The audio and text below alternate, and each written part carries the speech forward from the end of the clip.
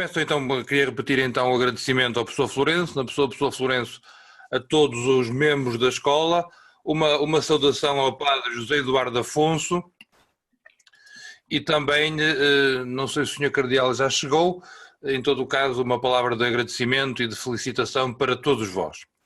Eu vou pedir a autorização para partilhar um PowerPoint que tenho aqui, que de alguma forma, penso eu, nos ajuda no discurso. A reflexão que eu tenho para vos propor é o seguinte: até que ponto as tecnologias digitais podem estar ao serviço do ensino religioso, entendendo o ensino religioso quer como professores de educação moral e religiosa católica, quer outras formas como a Igreja realiza a sua missão. Para isso, eu vou procurar atingir dois objetivos. Primeiro, saber os caminhos que são abertos à Igreja pela internet, entendendo por internet o conjunto de dispositivos e de mecanismos que permite aos indivíduos comunicarem. Depois, que tipo de evangelização ou comunicação se pode fazer? Para conseguir estes objetivos, eu vou tentar tocar em três conteúdos. Primeiro, o que é ou como é que se pode pensar a evolução da consciência que a Igreja teve sobre a internet e a internet ao serviço da evangelização e eu acrescento /educação.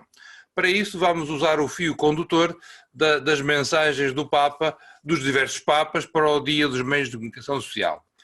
No segundo momento vamos procurar perceber o essencial, o nuclear da cultura, entre aspas, digital, que é a cultura na qual a maior parte dos cidadãos do mundo ocidental hoje vive. E por fim, como é que podemos ter uma utilização evangelizadora, educativa, desta possibilidade que a internet nos oferece. Vamos então ao pensamento eclesial e começamos por uma citação da mensagem para o Dia Mundial dos Meios de Comunicação Social de 1985, onde pela primeira vez aparece uma referência aos meios digitais. 85, vê lá quanto tempo já vai. Diz então o Papa São João Paulo II, o jornal, o livro, o disco, o filme, o rádio, especialmente a televisão e agora o videocassete e até o sempre mais sofisticado computador representam já uma fonte importante, se não a única, através da qual o jovem entra em contacto com a realidade externa e vive o próprio dia-a-dia. Portanto, em 85, deu-se por ela que os meios de comunicação social e até o computador, na altura era assim que se dizia, são o lugar, são a janela através do qual o jovem, e aqui senta-se muito na população juvenil, entra em contacto com a realidade externa e vive o seu próprio dia-a-dia. A este dado acresce que o habitual controle tradicional que a família fazia, que o ambiente comunitário fazia, esvai-se porque não há mediação entre o indivíduo e o dispositivo através do qual ele acede a esta panóplia de oferta informativa. Portanto, em 85, já há a consciência de que, através da internet, o jovem entra em contacto com a realidade externa e vive o próprio dia-a-dia. E aqui focava-se muito nos jovens. Vou pôr aqui umas caritas. O jovem. Em 1990 já aparece uma outra consciência de que os progressos tecnológicos das comunicações, especialmente, eram de tais proporções que provocavam reações em cadeia e consequências imprevisíveis. Logo, no coração do progresso humano, cada cristão participa das experiências do resto da humanidade. Logo, é próprio dos fiéis do povo de Deus o dever de fazer uso criativo das novas descobertas e tecnologias para bem da humanidade. 85 é o recurso através do qual se acede à realidade. 1990, há o alerta de que para se aceder à realidade é necessário fazer um uso criativo das novas descobertas tecnológicas para que elas não redundem numa desumanização em vez de uma humanização.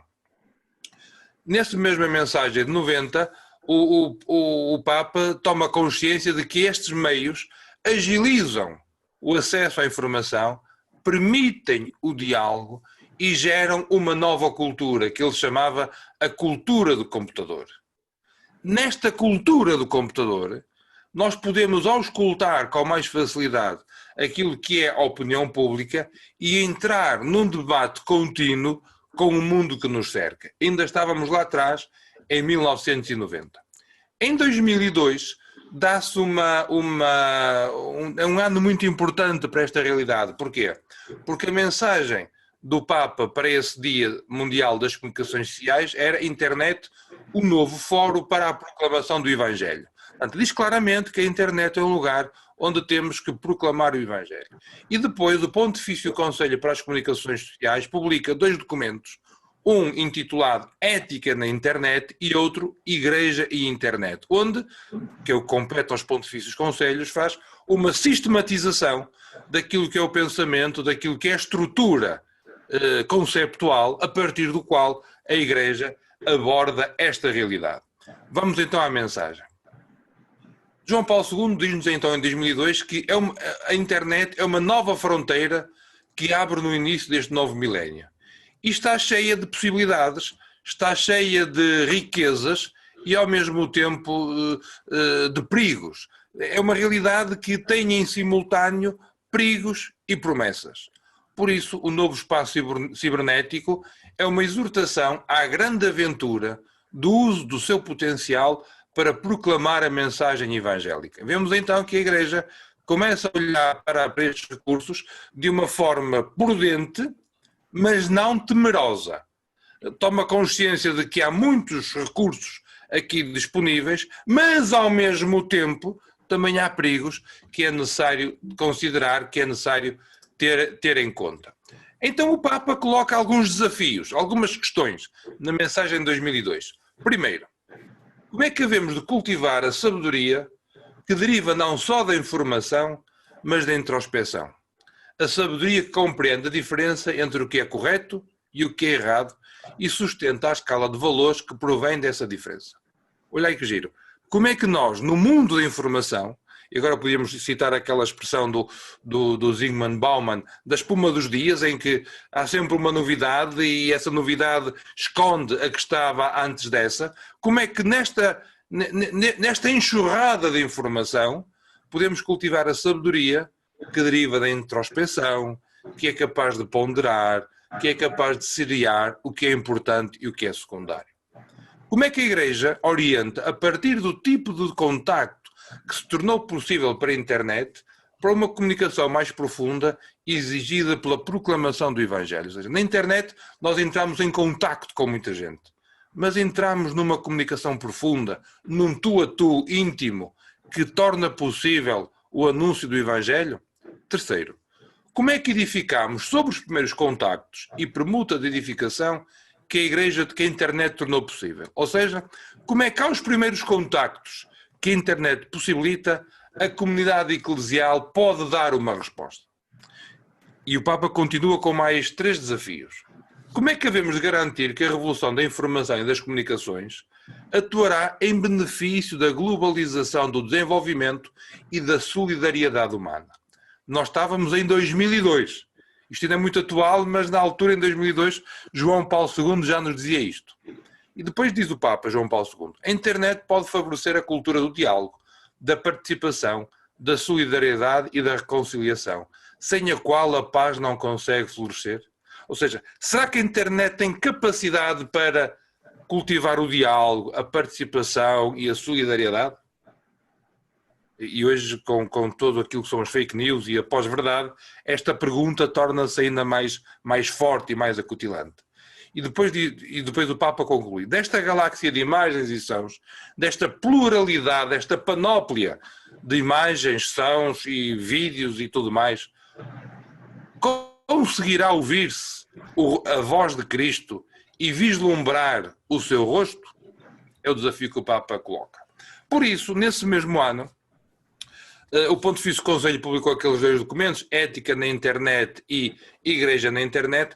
Eu passo à frente o documento Ética na Internet, porque o que ele faz, este documento, é simplesmente pegar num anterior, que era a Ética nas Comunicações Sociais, e fazer-lhe umas adaptações para a realidade digital. Portanto, para o tema que nos ocupa aqui, não é cutilante, por isso não vou falar sobre ele.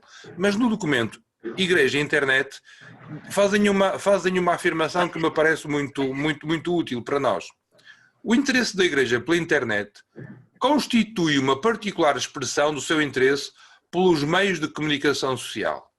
Estes já contribuem em grande medida para ir ao encontro das necessidades humanas e podem fazê-lo ainda mais. Ou seja, os meios de comunicação social, e no caso concreto a internet, responde a uma necessidade humana. E esta ideia eu gostava que parássemos aqui. A apetência que as pessoas têm, sobretudo as mais jovens, pelas redes sociais, por estarem conectados no Facebook, no WhatsApp, por estarem sempre a ver o que surge na rede, na web, a ponto de alguns se sentirem desconfortáveis quando já estão em ambientes que não têm Wi-Fi, que não têm dados e por isso não conseguem estar conectados, responde a uma necessidade humana muito profunda. De vivermos em comunidade, de termos relações de amizade, de sermos considerados, de sermos valorizados. Claro que depois podemos responder a essas necessidades de forma positiva ou de forma menos conseguida, mas elas respondem a uma necessidade que está cá dentro de cada um de nós. Por isso, a instituição eclesial vê na história da comunicação humana uma longa peregrinação à imagem do povo bíblico, que vai desde Babel, ou seja, da comunicação, do caos, até ao Pentecostes. Porque todos falavam a linguagem do amor, todos se entendiam e todos conseguiam comunicar entre si. O difícil para nós, que somos educadores na fé e que vamos usar e que podemos usar os meios digitais para educar na fé, é tomar consciência de que, como é que eu ia explicar, é uma apetência natural do ser humano o estar conectado, o estar ligado, o viver em comunidade, mas ao mesmo tempo essa possibilidade que lhe é dada pelos dispositivos digitais pode ainda estar numa versão mais Babel, ou seja, mais caótica, em que é baseada no orgulho, na confusão, na violência, ou então cabe-nos estar aqui na internet de uma forma mais ao estilo, deixe-me usar a expressão, convertido, onde falamos a linguagem da caridade, a linguagem do amor e por isso somos compreendidos. E o Pontifício Conselho continua. Encontra o seu ponto de partida na comunhão de amor entre as pessoas divinas e na sua comunhão connosco. Ou seja, o modo como nós olhamos a internet é com o olhar e o coração convertidos à imagem de um Deus que é a comunhão interpessoal de amor, e dessa comunhão de amor revelou-se a nós mesmos para nos convidar a viver com Ele. Portanto, é este o modelo. E é na realização da comunhão trinitária que alcança a humanidade. O Filho é o Verbo, eternamente pronunciado pelo Pai, em e mediante Jesus Cristo, Filho de Deus, que se fez homem. Deus comunica-se a si mesmo e a sua salvação aos homens e mulheres do nosso tempo. Por isso, o modelo, o paradigma para estarmos nos meios de comunicação social, sobretudo agora nos meios digitais, é Jesus Cristo. Verdadeiro Deus e verdadeiro homem, sem confusão nem distinção, como sabemos, em que as palavras e os gestos comunicam a sua identidade. Por isso cabe-nos estar na internet à imagem, ou tal como, ou para usar a expressão da Lumen Gentium 8, analogamente ao modo como a pessoa humana, a natureza humana e a natureza divina de Jesus Cristo permitiram à Trindade revelar-se. Até porque Deus continua a comunicar-se à humanidade através da Igreja. E comunicar, pôr em comum, convidar à comunhão, convidar a uma experiência de comunhão com o Senhor, faz parte da natureza da Igreja. É a essência da Igreja. Nós agora falamos muito da nova evangelização, da conversão pastoral, mas já desde 1975 que numa exortação apostólica pós-sinodal, a Evangelii Nuntiandi, mais concretamente no número 14, se dizia que a graça, a identidade da Igreja é evangelizar. E evangelizar é propor uma estratégia de comunicação, entendendo comunicação como chamar à comunhão de cada pessoa com a Santíssima Trindade através de Jesus Cristo. Por isso, estar na comunicação, para nós, implica padrões elevados de verdade, de credibilidade e de sensibilidade aos direitos humanos e aos outros princípios importantes e normas que em cada país se aplicam. Vamos agora fazer, a partir daquele documento, uma análise SWOT. Uma análise SWOT é uma coisa que na gestão se gosta muito de fazer, mas eu, em vez de usar o acróstico inglês, gosto de usar o português. Vamos fazer uma análise fofa, onde vamos ver as forças que nós temos e as oportunidades que existem, as fraquezas que nós temos e as ameaças que existem. Vamos então pelas possibilidades externas, ou seja, quais são assim as oportunidades? Desde logo, os média têm um grande poder de partilha e possibilidade de relacionamentos e encontros. De facto, hoje, através sobretudo das redes sociais digitais, nós conseguimos conectar com muita gente, conseguimos chegar a muita gente. Quem é que nunca foi ver os amigos de alguém para ver se estava lá uma pessoa com quem queria falar e pedir-lhe amizade no Facebook? Isto já todos nós fizemos. Uma outra possibilidade é o acesso praticamente ilimitado a toda a informação e recursos imateriais. Hoje, sobretudo nós que estudamos no ensino superior, sobretudo a partir da abertura dos repositórios, nós temos imensas fontes disponíveis que nos permitem, em bom rigor, estudar sem sair de casa. Basta é termos alguma agilidade para manusearmos os repositórios e irmos procurar o acesso de informação. E depois há uma grande contração do tempo e do espaço. Para isso não precisamos de mais exemplo do que esta conferência. Eu estou em Braga, a Lígia está no Distrito de Viana, uns estão na Bélgica, a grande parte está em Cabo Verde. Imagino que em Cabo Verde em lugares diferentes, logo o espaço está contraído. E o tempo também. Porque o tempo que cada um de nós demoraria a juntar-se num sítio só era tanto que nós não gastamos. Eu há meia hora atrás estava aqui a trabalhar nas minhas coisas. Quando acabar esta conversa convosco e estar convosco, eu vou continuar aqui. Ou seja, o tempo e o espaço, imaginai o tempo que não se poupa. Depois também há dificuldade. Portanto, a realidade externa, se nos traz facilidades, também nos traz dificuldades e temos que estar conscientes delas. Primeiro, a prevalência do efêmero. Eu gostava que vissem a imagem do mural do Facebook. Mostra aquilo que dura uma verdade. Aquela verdade dura até aparecer uma outra que se coloca em cima e ela desaparece. Ela vai para fora do ecrã e deixa de existir. Portanto, o efêmero prevalece. Muitas vezes também há muita informação errónea e não tratada, geradora de divisões e de conflitos. Há muita informação que ou é veiculada de forma errada porque a pessoa se enganou, ou é veiculada de forma errada porque a pessoa tem uma intenção maléfica. Mas o que é certo é que ela existe e temos que estar atentos. Depois, há aqui uma outra situação que as redes sociais potenciaram muito. Mais do que dizer a verdade, os meios de comunicação criam a verdade. Constroem uma verdade. Nós, se calhar, tínhamos que ir ao Derrida e tomar consciência que não há acontecimentos, há interpretações. E na medida em que o indivíduo veicula uma interpretação, faz com que essa interpretação tome conta da compreensão daquele acontecimento real. Esta dificuldade também não podemos ser ingênuos e dizer que ela não existe. Internamente, nós também temos muitas possibilidades. Internamente, refiro-me à instituição eclesial. Desde logo, há um grande otimismo eclesial em relação aos novos média. no geral, há sempre aqueles, para usar uma expressão da literatura portuguesa, aqueles velhos do Restelo que dizem que isto que não... Mas no geral há um grande otimismo. A internet oferece um acesso direto e imediato a importantes recursos religiosos e espirituais. Livrarias grandiosas, museus... Basta ir ao site do Vaticano para termos acesso a isto tudo.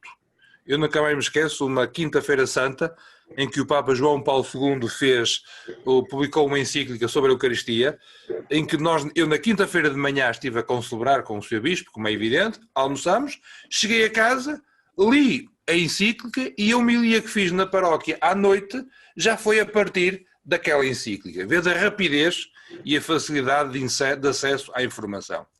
Promove também que indivíduos a entrarem em contacto com pessoas de boa vontade, que nutrem os mesmos interesses e que participam nas virtuais comunidades de fé para se encorajarem e auxiliarem umas às outras. Há imensos grupos em que as pessoas, porque têm uma devoção própria, porque participam no mesmo ministério, se interajudam e então conseguem entrar em contacto, fazer partilhas de boas práticas. Estou-me a lembrar aqui no caso português, que é o caso que eu conheço mais ou menos, a realidade dos catequistas que entre si se ajudam e partilham materiais de modo muito informal e que se encontraram porque na internet há um espaço onde eles estão em comum. Por isso, e citando o Papa João Paulo II, a internet pode oferecer magníficas oportunidades de evangelização se for usada com competência e uma clara consciência das suas forças e debilidades. Por isso, sublinhei aqui algumas forças e debilidades. Internamente, também temos algumas dificuldades. Desde logo, há setores eclesiais completamente alheios a esta realidade. E, quer queiramos, quer não, é importante estar na internet e aí dizer a voz do Evangelho. Há depois também sítios definidos como católicos, mas que não o são. Aliás, uma das coisas que me fez despertar para esta realidade foi eu não sei se sabeis, mas eu estudei durante uns tempos a prática que os catequistas fazem da internet como lugar para se autoformarem e encontrarem recursos. E eles, com muita facilidade, vão a sítios ou integristas, conservadores, ou então catequistas católicos vão a sites evangélicos, luteranos ou outro. Porquê? Porque têm recursos bonitos, com imagens bem feitas, bem coloridas, e este visual, esta qualidade, acaba por entregar de forma encapotada uma ideia ou um conceito de religião que não está de acordo com aquilo que é a verdade católica. Portanto, ou porque são católicos, digamos assim, que se desviaram da verdade da fé, ou porque são de igrejas irmãs, mas que, se nós não temos clareza naquilo que andamos à procura, com facilidade nos deixamos enganar. Por vezes, procura-se marcar presença, sem estratégia e sem qualidade. O que quero dizer com isto? Muitas vezes, porque ir para a internet está na moda, deixem-me usar a expressão, vamos fazer um blog, vamos fazer um site, vamos fazer uma página no Facebook, vamos criar uma conta no Instagram e depois nem tem uma presença assídua, não tem qualidade, não tem visão. Por isso, nestas coisas da internet, se vamos fazer mal, o melhor é mesmo não fazer. Depois, em 2006, o Papa publica um documento, chama-se O Rápido Desenvolvimento, em que ele diz como é que a internet pode ser usada pela Igreja. E aqui vem, de uma forma vincada, aquilo que já vinha sendo falado anteriormente. A internet é um excelente meio para a formação dos agentes pastoral. Segundo, a internet é um excelente lugar para a participação. Se é difícil reunir e ouvir muita gente porque não conseguimos deslocar-nos, por exemplo, havendo recursos de uma videoconferência, por exemplo, podemos ouvir, podemos pedir conselho, podemos fazer com que o povo de Deus participe mais naquilo que é a vida da Igreja. Por fim, a internet permite o diálogo. o diálogo ao serviço da paz, o diálogo que nos permite dizer a verdade da fé a partir das perguntas que os cibernautas, digamos assim, nos colocam. Por isso, numa visão orgânica e correta do desenvolvimento do ser humano, os média podem e devem promover a justiça e a solidariedade, comunicando cuidadosa e verdadeiramente os acontecimentos, analisando de maneira completa as situações e os problemas, dando voz às diversas opiniões. Aqui, como podeis dar por ela, estamos ainda muito veiculados a uns meios de comunicação social de massa. Ainda pensamos internet e comunicação de massa como se fosse a mesma coisa. Em 2006, o Papa Bento XVI, entretanto, dá um salto qualitativo, porque diz que o impacto decisivo de um novo vocabulário, de novas imagens, que sobretudo os mass media eletrónicos introduzem tão facilmente na sociedade, não devem ser subestimados. Os médias contemporâneos formam a cultura popular. Já não é uma cultura, os média não é uma cultura de uma elite, não é uma cultura de alguns, não. A cultura popular, ou seja, popular no sentido de vulgarizado, é formada pelos mídia. Portanto, deve vencer qualquer tentação de manipulação, sobretudo em relação aos jovens, procurando, ao contrário, de educar e servir para garantir, e isso já sabemos. Ou seja, com o Papa Bento XVI, damos um salto daquilo que é a Web 1.0 para a Web 2.0. A Web 1.0 é a Web pensada ao estilo dos meios de comunicação social, da televisão, por exemplo. Há um emissor que depois tem um determinado aparato técnico e envia em simultâneo para todos ao mesmo tempo os seus recursos. Isto é 1.0. A 2.0 é outra coisa. A 2.0, no livro, naquele livro, agora não me lembro do título, que o Bill Gates escreveu, ele diz uma coisa muito interessante. A Web 2.0 começou com um blog. Porque a partir da tecnologia do blog, é uma tecnologia muito simples, qualquer um de nós pode ter uma página na internet, uma presença disponível a quem lá quiser chegar. Por isso, se na Web 1.0 há um emissor e muitos receptores, na Web 2.0 nós somos em simultâneo emissores e receptores. Por isso, o conceito de rede, onde todos estamos ligados, é essencialmente na Web 2.0, que vulgariza, que populariza o acesso e o uso da internet, como nos dizia o Papa Bento XVI. Por isso, já não basta ter bons recursos, ter boas ofertas, é necessário cultivar o diálogo. O diálogo que se deve apoiar numa busca sincera e recíproca da verdade para realizar a promoção da compreensão e da tolerância. E diz então o Papa, a vida não é uma mera sucessão de factos e experiências. Se a gente ler à primeira vista aquilo que são as redes sociais, pode parecer que a vida é uma série de acontecimentos. Agora estou a mostrar o meu bolo de chocolate que fiz, logo à tarde vou mostrar que estou no café com os amigos, logo à noite vou mostrar que estou, por exemplo, no cinema. Isto é uma presença tipicamente de um teenager. Quando a vida é essencialmente a busca da verdade, do bem e do belo.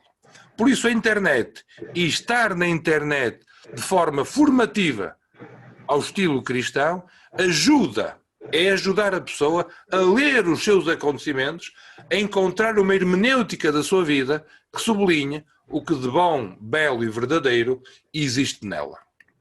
E aqui vem a categoria da amizade. Aliás, a amizade é uma das categorias mais estragadas pelas redes sociais. Nós pedimos amizade, é pedir o contacto. Aqueles que temos Facebook, vamos ver quantos amigos temos, e aquilo não são os nossos amigos. E nós não temos aqueles amigos, temos aquelas ligações, que é outra coisa. Por isso a categoria da amizade tem que ser mais trabalhada, tem que ser mais valorizada. Amizade como um tesouro que há que cultivar. Mas o Papa Bento XVI alerta-nos também para algumas lógicas, para algumas formas de pensar que estão inseridas na web e que nos questionam. A primeira delas é que a verdade ou melhor, um facto não é verdadeiro pelo simples facto de ter muitos likes, ter muitos gostos, ter muita gente a replicar. Uma coisa não se torna verdadeira porque toda a gente põe like, porque toda a gente gosta. O fundamento da verdade é outro. O outro é com maiúsculo, não é? Uma coisa é verdadeira na medida em que está de acordo com o seu princípio, ou melhor, com o princípio para o qual o Criador o criou. Segunda, deve comunicar-se a mensagem cristã na sua integridade e exigência e não mitigá-la para a tornar mais atraente. Eu diria, de uma linguagem mais da rua, nós se calhar somos tentados a descafeinar a mensagem cristã para ela parecer mais atrativa. Mas não, a mensagem cristã é como é. É o evento de Jesus Cristo, que tem tudo, desde a sua encarnação, vida, milagres, paixão, morte e ressurreição. Nós às vezes somos tentados a tirar ali a paixão e a morte porque não é assim muito simpático e a mostrar os outros lados. Não, não. A mensagem cristã tem que ser mostrada na sua integridade. Mas a mensagem cristã não é algo esporádico. Hoje apetece, amanhã não. É algo estável. Em quarto lugar, o Evangelho não é algo que possa ser um bem de consumo superficial. É antes uma resposta livre e ponderada. Depois, o Papa diz-nos que as relações virtuais não são um fim em si mesmo. Nós estamos na internet não para cultivar relações virtuais, mas para, através das relações virtuais, convidar a pessoa a viver fisicamente numa comunidade cristã. Por fim, o Papa, e esta última ideia deriva da anterior, diz-nos que só há transmissão da fé quando se chega a um encontro presencial. Quando se está de carne e osso, deixem-me usar a expressão, numa comunidade. Por isso, as lógicas da web, em última análise, faz com que os crentes sejam encorajados a manterem vivas as eternas questões do ser humano, que testemunham o seu desejo de transcendência e o anseio por formas de vida autêntica, digna de ser vivida. Precisamente esta tensão espiritual própria do ser humano é que está por detrás da nossa sede de verdade e comunhão e estimula-nos a comunicar com integridade e honestidade.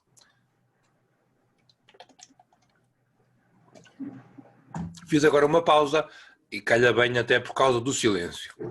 Nós só sabemos que estamos numa relação boa quando somos capazes de estar em silêncio com a pessoa. Os nossos pais, os nossos amigos, o nosso cônjuge. Só quando o silêncio não fere é que a relação é boa.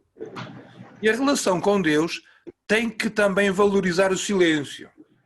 O silêncio. Por isso, não podemos cair na tentação de estarmos sempre a debitar, sempre digamos assim, a estimular os sentidos. É importante que a nossa comunicação, a nossa presença na web, deixe espaço para que a pessoa medite, para que a pessoa reze, para que a pessoa pense. Dar-lhe espaço para ela fazer silêncio, para melhor conseguir, então, ouvir a palavra. Um outro desafio que o Papa Bento XVI nos diz é que o mundo virtual e o mundo físico não são mundos paralelos. A ideia que nós muitas vezes temos é, este é o meu mundo e depois tenho um mundo virtual, tenho lá o meu programa na internet, tenho lá a minha rede. Não. Os mundos colam-se. Nós temos uma vida que tem uma expressão física e que tem uma expressão virtual. Somos afetados por aquilo que acontece fisicamente ao nosso lado e também por aquilo que acontece, deixem-me usar a expressão, no mundo virtual. Portanto, o mundo virtual, as redes sociais, são o fruto da interação humana, mas, por sua vez, dão formas novas às dinâmicas de comunicação que cria relações. Por isso, uma solícita compreensão por este ambiente é o pré-requisito para uma presença significativa dentro do mesmo. O que é que quer dizer com isto? E digo de uma forma muito simples. Depois de nos encontrarmos fisicamente, é bom que continuemos a alimentar a relação de modo virtual, mas quando alimentamos a relação de modo virtual, cria-se e nasce o desejo de nos encontrarmos. Nós que somos países onde há muita imigração, e hoje podemos falar, muitos de nós somos imigrantes, podemos falar com muita facilidade por telefone, por Skype, por estes dispositivos com as nossas famílias, mas quanto mais falamos, mais necessidade sentimos de estar fisicamente juntos, de estar fisicamente unidos. Por isso, esta ideia de que há mundo paralelo não é. O mundo é um só. Com o Papa Francisco, ele toma, sobretudo a partir da parábola do bom samaritano, ele diz-nos isto, que a comunicação seja azeite perfumado pela dor e vinho bom pela alegria. A nossa luminosidade não deriva de truques ou efeitos especiais, mas nos fazermos próximos com amor, com ternura, a quem encontramos ferido pelo caminho. Portanto, ele na mensagem de 2014 usa a parábola do bom samaritano, do Evangelho de Lucas. Então diz que o nosso brilho na comunicação digital, na internet, não deve ser porque temos umas coisas todas, deixemos a expressão, XPTO, todas elaboradas. Não. A nossa qualidade deriva da capacidade de nos fazermos próximos com amor, com ternura, de quem encontramos feridos pelo caminho. Ou seja, já não é outra coisa do que não chegar junto e falar com, tornar-se próximo. Por isso, não basta circular pelas estradas digitais, isto é, simplesmente estar conectados. É necessário que a conexão seja acompanhada pelo encontro verdadeiro, pelo encontro pleno. E aqui já começa a ficar claro que os processos de blended learning acabam por ser os mais úteis, digamos assim. E o que é isto da cultura digital? 2 ou 3 notas que nos ajudam a intensificar a cultura digital. Aqui uso muito a questão do pensamento do Manuel Castells, um sociólogo catalão, que diz que a cultura associada em rede nasce das possibilidades que as novas tecnologias existem, que as novas tecnologias nos dão. E as novas tecnologias dão-nos a possibilidade de conectarmos, de nos organizarmos, de nos relacionarmos ao nível global. Por isso, a base material da sociedade em rede é a sociedade da informação. Porque há cabos, porque há ligações, porque é possível nós estarmos conectados, nasce então uma sociedade em rede. Ele depois evolui e diz sociedade-rede. Esta sociedade-rede é um conjunto de nós interligados. E um nó é um ponto no qual uma curva se interseta. Ou seja, eu crio um nó quando me ligo a algo que para mim é importante. Mas para me ligar, eu tenho que ter a linguagem comum. Por isso, a rede está definida a partir do programa e dos seus objetivos, da regra de funcionamento e dos códigos que se utilizam para que esse programa funcione. E aqui está o nosso problema, igreja. Porque o mundo em rede, ter aparatos que se podem conectar, nós conseguimos com facilidade. Agora, ter um programa, ou melhor, ter uma visão, ter uma estratégia, e ter essa visão e essa estratégia dita com um código que seja entendível, isso aí já não é tão fácil. E por isso, como as redes estão organizadas de forma binária, ou incluis ou excluis, com muita facilidade nós podemos criar guetos, criar ambientes onde só nós é que lá estamos, o que acaba também por não ser interessante. E faz parte da natureza das redes a cooperação e a competição. Os nós entre si, a realidade da rede, ou coopera uns com os outros, ou competem uns com os outros. Por isso, há que ter cuidado.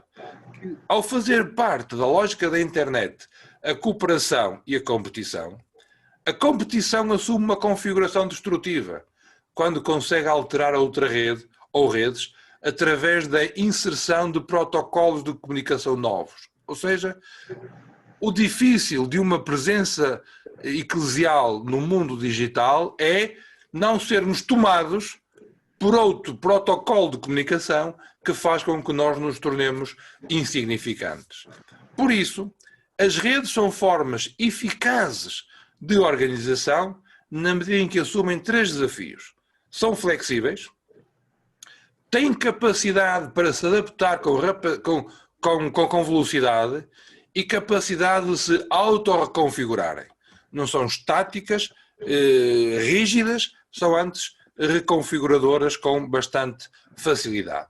Por isso, na internet há que ter presente que, com o advento das tecnologias da informação, esta organização em rede cria o advento da sociedade em rede, onde os indivíduos e organizações interagem em tempo real, sem o constrangimento da distância. O tempo e o espaço encurtam-se de tal maneira que se pode dizer que são como que anulados. Esta conferência que estamos a ter é um exemplo disso. Nós cá, com certeza vocês também, mas eu falo da minha experiência, peço desculpa. Nós cá em Braga, como temos a Faculdade de Teologia em 3 núcleos, Lisboa, Porto e Braga, nós passávamos o tempo, é um exagero, é uma forma de dizer, a viajar de núcleo em núcleo, ou porque tínhamos reuniões, ou porque tínhamos provas, ou porque íamos dar aulas. A partir do dia 11 de março, a universidade fechou, as provas continuaram-se a fazer, os exames de grau continuaram a fazer-se, nós simplesmente interagíamos por videoconferência. Ou seja, o tempo e o espaço foram como que anulados. O que também tem os seus perigos, não vamos ser ingênuos. Ou então o tempo organiza-se da seguinte forma. O tempo biológico é o ritmo da natureza, o tempo industrial é o tempo do relógio, é o relógio que manda, mas nas sociedades em rede o tempo é intemporal. Ou seja, não importa o que se fez, nem quando se fez. O que interessa é o que aqui e agora a mim me parece ser bom, a mim me parece ser verdadeiro. Por isso eu vou à internet pegar em algum acontecimento e se ele vai de encontro aos meus interesses, ele aconteceu agora e é verdadeiro. Há aqui um exemplo, vou dar um exemplo aqui de Portugal, ele já deve se recordar, há aqui um cantor muito famoso, que é o José Cid, que aqui há um ano atrás ia dar um concerto a uma região de Portugal, que era Trás-os-Montes. E ele há uns anos atrás tinha dito que as senhoras de lá não eram assim muito bonitas. Aquilo saltou para a internet, alguém pegou naquilo, voltou a dar vida e ele teve que cancelar o concerto porque não havia condições para isso. Ou seja, o tempo, aquilo já tinha sido há muito tempo atrás, mas a internet tornou atual uma coisa que tinha acontecido há muito tempo. Portanto, o tempo da internet é intemporal. Quem determina o hoje é o utilizador, não o emissor.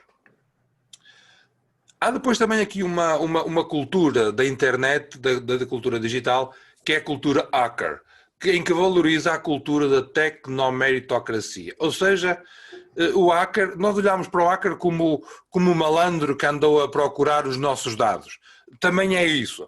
Mas a ética hacker é outra coisa. É a cultura comunitária virtual em que se procura ter tudo disponível de forma grátis para todos, em que o prazer que nós temos é o prazer de partilhar e a reputação de sermos considerados bons naquilo que fazemos. Aquilo que satisfaz, aquilo que dá retorno a um indivíduo que está plenamente inserido na cultura digital é o poder partilhar aquilo que faz e ser considerado e valorizado por isso. Por isso o grande pagamento que ele procura é a sua reputação. A cultura hacker como algo que acaba... O que o indivíduo quer é estar no top 10 dos sítios mais considerados da área em que ele trabalha. Se ele é, por exemplo, gosta muito de escrever e partilhar sobre música, se ele aparecer nos top 10 de sítios de referência, ele então aí sente-se valorizado. Depois dá-se uma outra ideia que é também importante, que é esta. Nós de antes tínhamos, e aqui estou a seguir o pensamento de Pierre Lévy, nós tínhamos os mensageiros, a mensagem e o significado todos no mesmo sítio. Ou seja, era a tribo, dentro da tribo comunicava-se uma mensagem e todo o emissor e o receptor estavam juntos. Por isso, a linguagem significava. Com a passagem da oralidade para a escrita, nós conseguimos separar o emissor do receptor. Por isso a mensagem ganhou amplitude. Perdeu capacidade de se exprimir, mas ganhou amplitude. Pensem, por exemplo, quando a gente quer dizer algo muito pessoal, oralmente diz com facilidade. Se tiver que escrever, já custa mais um bocadinho. Ou seja, a linguagem escrita ganhou em extensão, mas baixou em compreensão. Com a cibercultura, voltamos à primeira parte, que é, temos a presença da mensagem e do mensageiro no mesmo contexto. Só que não estão unidos de forma física, como estavam na tribo, estão unidos de forma virtual, porque partilham o mesmo ambiente. Por isso, em bom rigor, eu posso estar tão próximo, ou se calhar mais próximo de alguém que está, por exemplo, na Argentina e que partilha os mesmos interesses que eu partilho, eu estou mais próximo dele e comunico mais com ele do que com um vizinho que mora do outro lado da rua, mas com quem eu não tenho o menor interesse. Isto aqui foi o que eu vos acabei de falar. Por isso, quanto mais universal for o texto, menos é capaz de comunicar. É mais frio, é mais frio. Por isso a comunicação digital é mais quente, na medida em que cada conexão suplementar acrescenta mais heterogeneidade, novas formas de informação, novas linhas de fuga, a tal ponto que o sentido global encontra-se cada vez menos perceptível, ou seja, não se entende. Por isso, esse universal dá acesso a um gozo mundial, à inteligência coletiva, enquanto um ato de espécie. Mas esse sentido global ganha lugar em cada território, entendendo por território o lugar em que os indivíduos se reúnem e no qual partilham a sua experiência, os seus desejos e as suas inquietações. Por isso, a inteligência coletiva procura isto, que acho que estejamos sempre interconectados, sempre ligados, que haja comunidades que se reúnem de acordo com os interesses, mas no ambiente virtual, e que enriqueçam aquilo que é a inteligência coletiva. Eu estou a dar um bocadinho rápido porque estou a ver que estou a demorar muito tempo, peço desculpa. Por fim, estamos quase a concluir, por fim, convinha que não caíssemos naquele erro que é virtual opõe-se a real. Uma coisa é real, outra coisa é virtual. Não. O real opõe-se ao fictício. O virtual opõe-se ao atual. Uma coisa é virtual quando não tem tempo nem espaço, mas quando nós lhe damos tempo e espaço, ela atualiza-se. Toma forma, deixamos a expressão, toma carne.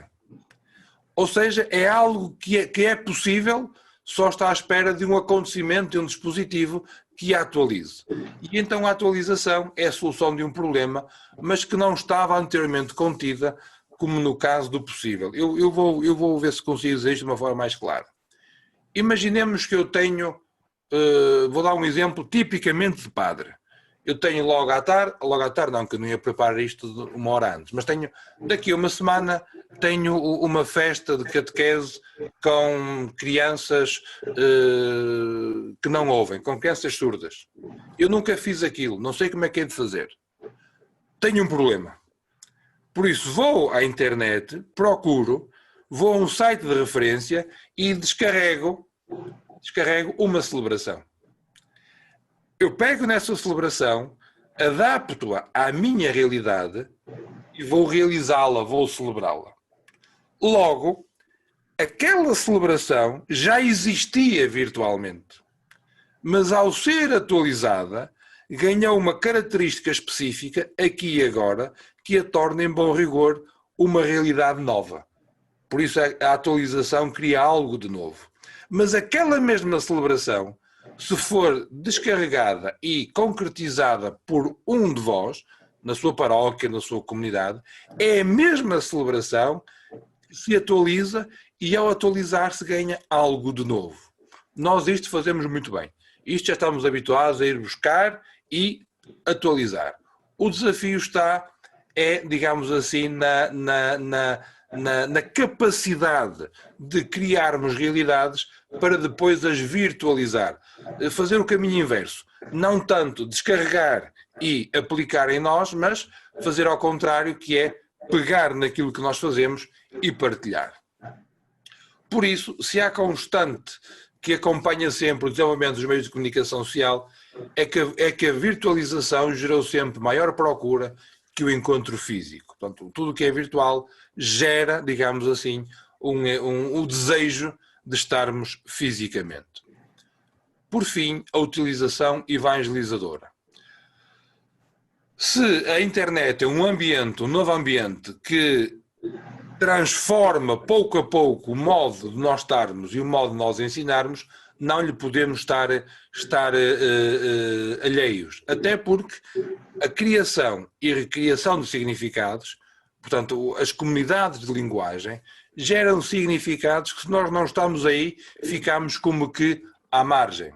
Por isso, os meios de comunicação social devem ser os arquitetos de uma nova proximidade, o resultado do confronto e de encontro, ocasião contínua da revelação de si mesmo ao outro, assumindo uma responsabilidade para com os outros, diz-nos a Conferência Episcopal Italiana. Portanto, estar próximos, estar ao serviço, mostrar-se ao outro.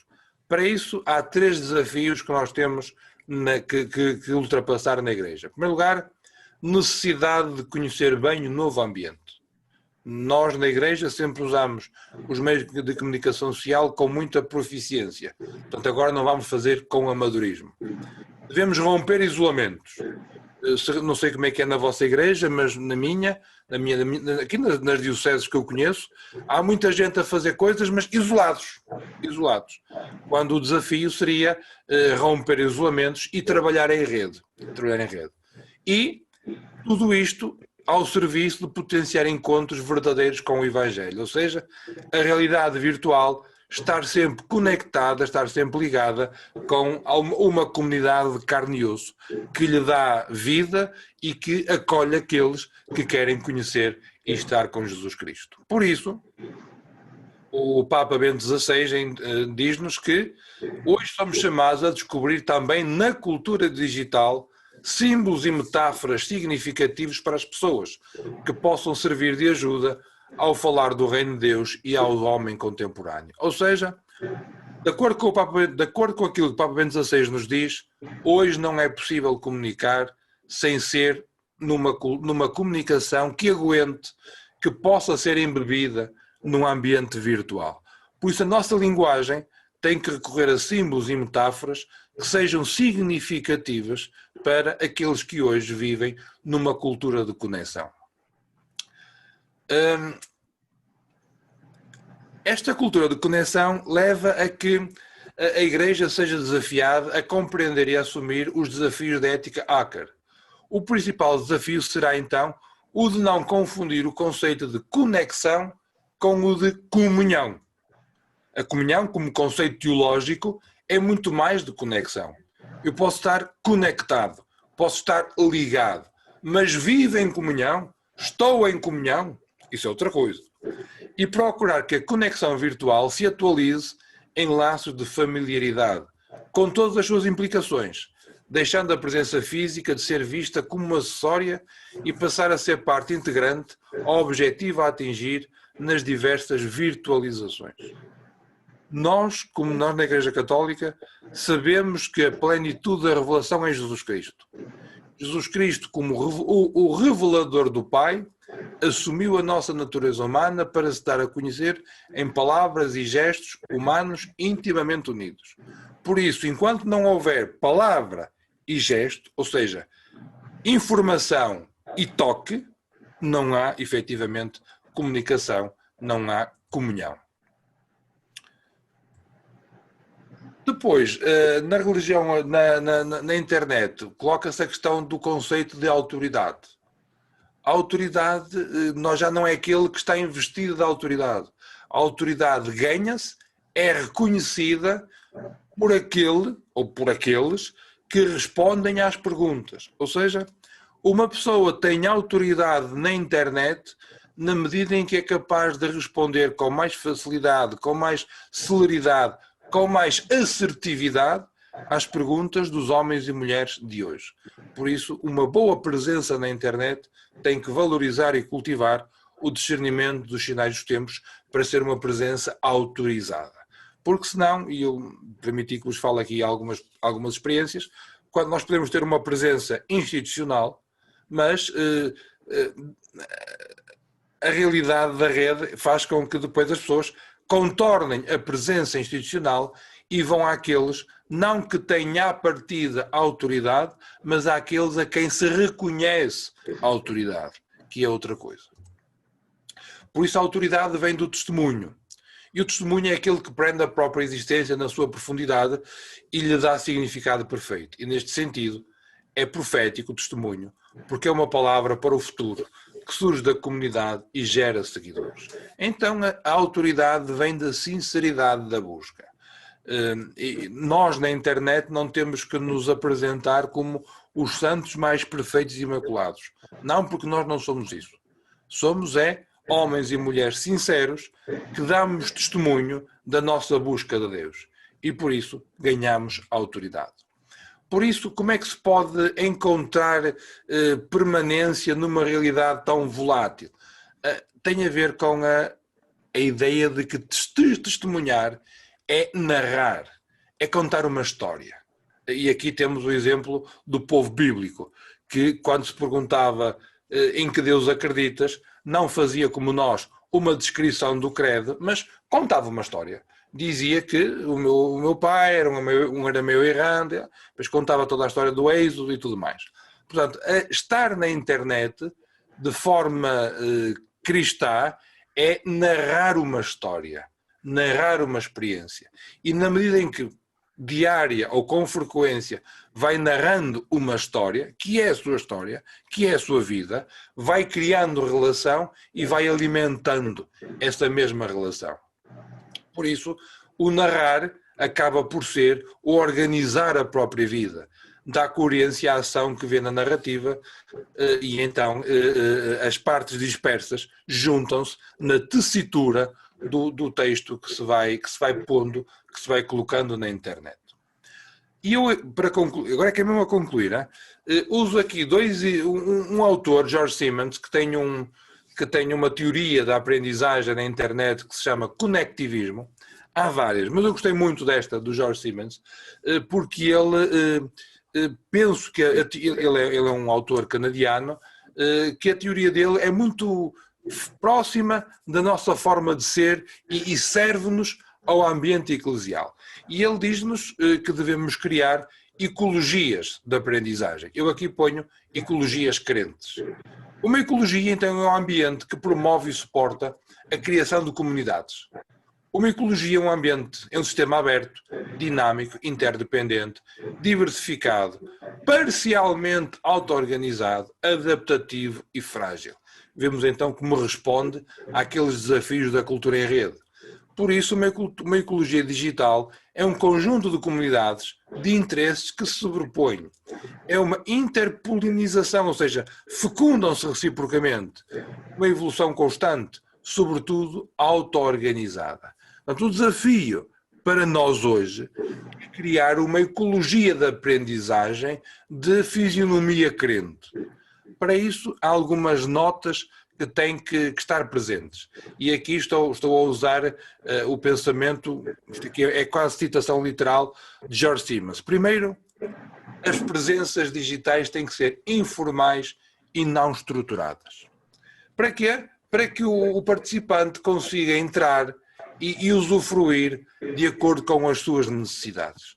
Portanto, tem que ser uma presença informal, mas não assim, não muito estruturada, que ele não consiga exercer a sua liberdade. Segundo, deve ser rico em ferramentas para proporcionar aos participantes muitas oportunidades de partilha através de diversos suportes, mas com ponderação, porque quando se oferece muito, também acaba por confundir, por criar confusão.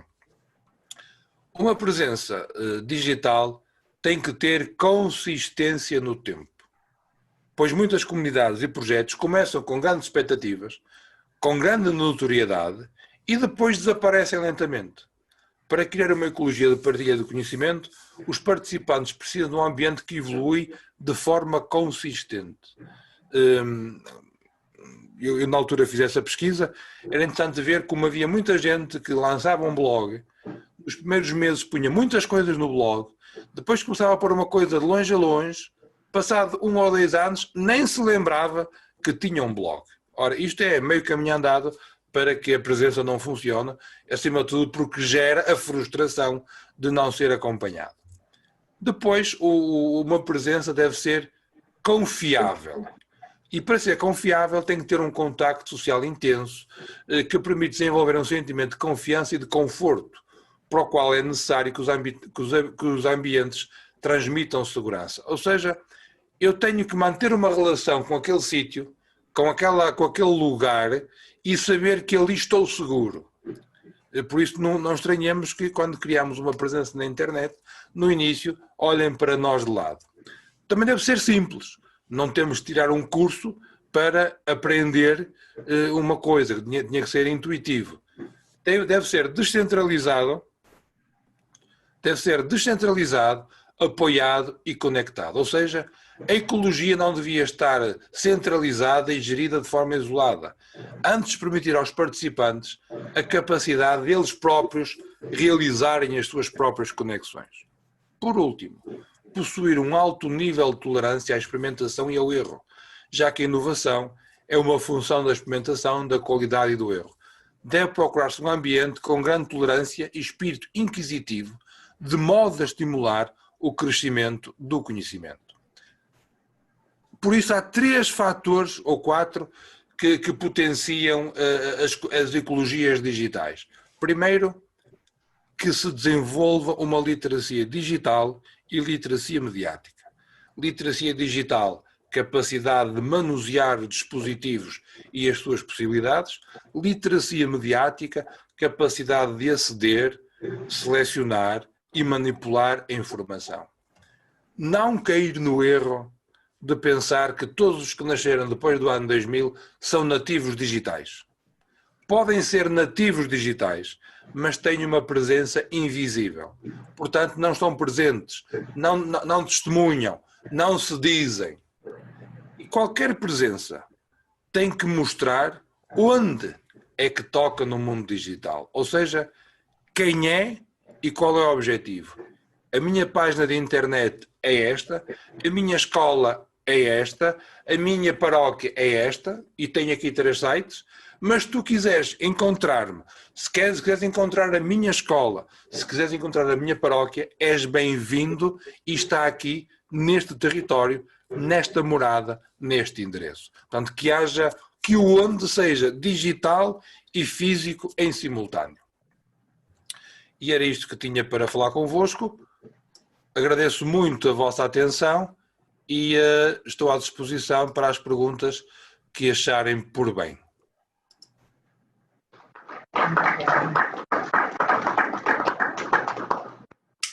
E entretanto aqui já começou a fazer escuro e é preciso ligar a luz.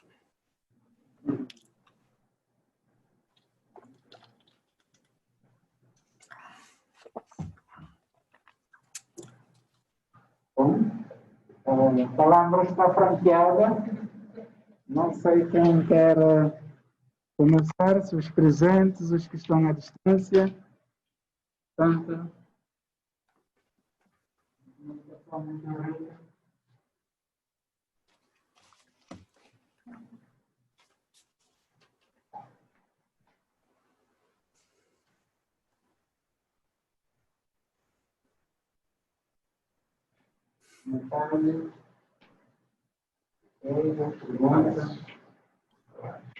Estes momentos são sempre de grande angústia.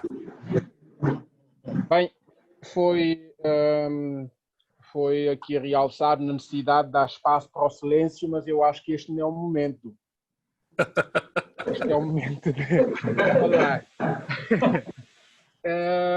E como ninguém toma iniciativa, também não mata ninguém ao começar. Ora bem, eu tomei umas notas que me pareceram muito interessantes sobre o que disse. Logo no início começou por, vou tentar ser muito rápido, falou na necessidade de comunicação como algo que quase que faz parte do nosso tecido ontológico, como algo que realça o homo comunicans, de que se pode falar neste contexto. O que eu gostaria de perguntar-lhe é, no contexto pedagógico,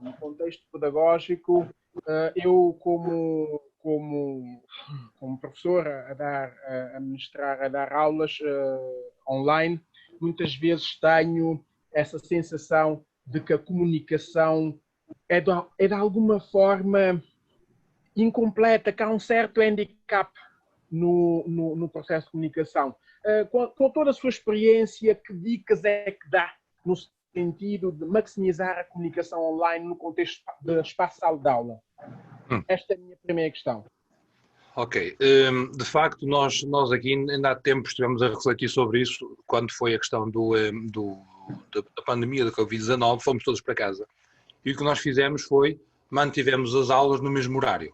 Se eu tinha aulas às 8h30 da manhã na sala B7, passei a ter na plataforma Zoom e está o assunto resolvido. Ora, nós sabemos por experiência que interagir com outras pessoas através da máquina, não é? É muito cansativo. É muito cansativo. Por isso, a dica, para usar a sua expressão, o que me parece que devíamos fazer era, como docentes, preparar bons recursos, vídeos de 10, 12 minutos no máximo dos máximos, em que tínhamos a informação toda que queríamos partilhar com os alunos. Depois dar-lhe um recurso para eles, ao seu ritmo e de forma isolada, lerem e compreenderem. Estou a falar de humanidades, que é onde eu trabalho, né? Lerem e compreenderem melhor aquilo que foi dito. E depois criar uma ou duas atividades, em que uma podia ser claramente um questionário formativo, daqueles do Google Docs ou qual assim do género, em que o indivíduo ia respondendo e ia percebendo se percebeu, ou ia tomando consciência que não percebeu e ia vendo onde errou. Mas, depois de termos criado isso, termos barreiras temporais suficientemente amplas para que o aluno possa revisitar a aprendizagem. Se eu dei-lhe um exemplo telegráfico de uma atividade de ensino-aprendizagem, não é? Esta atividade é para ser realizada, por exemplo, numa semana, em que o aluno pode reler os apontamentos as vezes que quiser, pode ver o vídeo as vezes que quiser e pode fazer e refazer o teste as vezes que necessitar. Porque se eu numa sala de aula tenho 80 minutos e comecei com 5 minutos atrás, porque nós nunca começámos à hora, começámos um bocadinho atrasado, depois desenvolvo a aula que eu tenho a desenvolver, o aluno vai embora e só na próxima aula é que a gente se volta a encontrar. E eu passar esta forma de agir para o digital, estou a fazer o mal do presencial e a não tirar partidos do bom do digital. Por isso é uma pequena intervenção gravada ou com vídeo ou apenas áudio. Dessa pequena intervenção amplia-se as leituras com boas fontes e depois, para o aluno se sentir seguro, de 1 ou 2 questionários formativos, não é? E criar sempre um espaço de diálogo assíncrono, que é um fórum normalmente, em que o aluno, quando tem dificuldades, coloca lá e os colegas ou o professor vão respondendo. Não vamos se eu tenho uma aula de 3 horas, todas as semanas, vamos todos para a Zoom fazer uma aula de 3 horas. Quando tal, temos a pessoa lá em casa a passar a ferro, o outro a fazer qualquer coisa, porque já estamos completamente distraídos. Eu estou a dar exemplos que sei que acontece. Eu tenho uma aluna que diz, quando as aulas são assim não há problema nenhum, eu desligo a câmara e ponho-me a passar a ferro. Passar a ferro é a brunir, não é? A brunir. Pois. Ao passo, quando a informação é boa, mais vale um vídeo curto e denso. Porquê? Porque o aluno pode ver e rever. Nós aqui na Católica estamos a fazer um laboratório.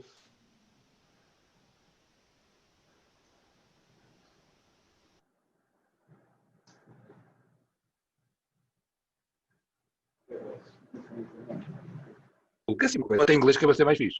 Eles estão sempre nos tops dessa coisa toda. E eles fazem muita formação para executivos. E acharam estranho que os vídeos tinham muitas visualizações. E acharam aquilo estranho, porque na formação presencial dizia-se uma vez e ficava-se Eles foram perceber o que é que se passava, e o que se passava era que muitas vezes os alunos sentiam-se constrangidos a dizer que não perceberam. Eu não digo que não percebi. Mas agora, se tenho o vídeo, eu vejo uma vez, 2 vezes, 3 vezes, as vezes que me apetecer, até eu compreender. Logo, e para concluir, a dica é: não vamos replicar no digital o que fazemos no presencial. Vamos deixar de nos centrar no ensino e centrar-nos na aprendizagem. O centro do ensino e aprendizagem digital é o aluno. Não é o professor nem o conteúdo. É o aluno. E temos que criar estratégias dinâmicas para que o aluno efetivamente aprenda. Não sei se respondi à sua questão, peço desculpa. Eu vou só lhe dizer isto, eu acho que eu já ganhei o dia. Isso vale a pena pensar, a sério. Isto vale a pena pensar. Obrigado.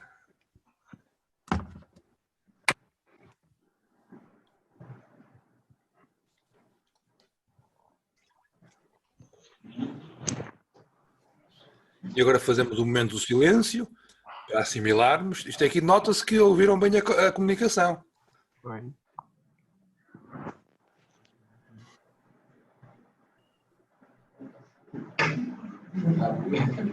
Bom, eu não tenho uma questão propriamente a colocar.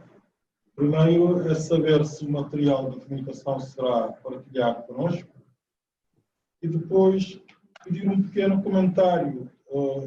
Poderá parecer mal, mas a frase que a doutora citou disse: uma coisa não torna verdadeira porque tem muitos likes. E aqui sim faço a ligação quando o professor acaba por dizer que um slide, um vídeo curto, pode atrair a atenção dos alunos e pode também fixar o aluno no conteúdo próprio, porque também sabemos, com a experiência própria, de que na sala de aula perdemos muito tempo. Sim. E temos, com a nova pandemia também, vem ensinar-nos a ocupar melhor o nosso tempo, não é? E era pedir-lhe um comentário neste sentido, porque é preciso aprendermos a utilizar o nosso tempo e é preciso também sabermos aproveitar, a aprender dos alunos que estão do outro lado na plataforma. Que comentário que faz em relação a isto?